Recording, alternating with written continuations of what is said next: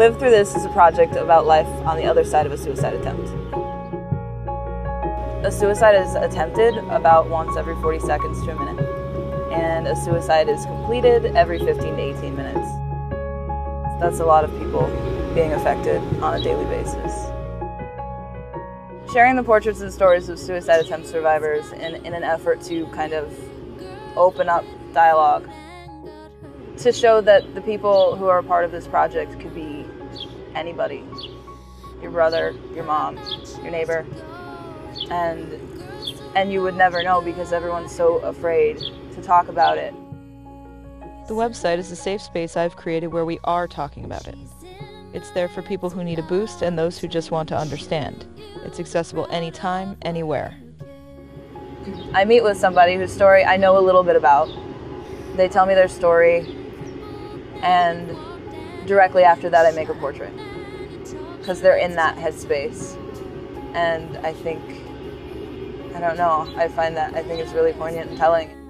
Not only have I studied suicide and self-injury, it was because I was a cutter for 9 years. It was because I have had a suicide attempt in my past. So, I remember the way that I was treated and the way that I felt and how I felt alone. Just incredibly alone. When I found the project, I thought, wow, fantastic. You know, this is a way for me to talk without somebody giving me a really strange look or trying to give me medication or trying to lock me up or telling me how wrong I was about something. If people don't understand it, this might give them a chance to see, like, you know, there's a human here. It is something I think that a lot of people maybe deal with at some point in time, and it's nice to just have some solidarity there for them and with them, you know?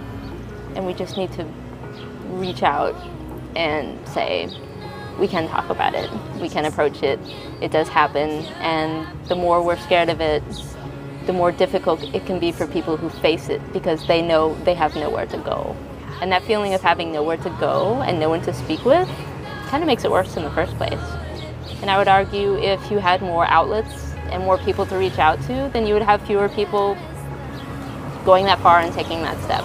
The people who are on that brink, they say, like, listen, like, there's a whole nother side to this. There is so much love in the world still, so, like, soldier on, man, you know what I mean? I've got people all over the country, 60 or 70 people who have said, yes, I want to do this. I want to tell you my story. I think it's important to see these faces and to see how different everybody is and well, how different, but how we're all the same, really. I mean, my ultimate vision for this project is to save lives. I mean, that's what it comes down to. But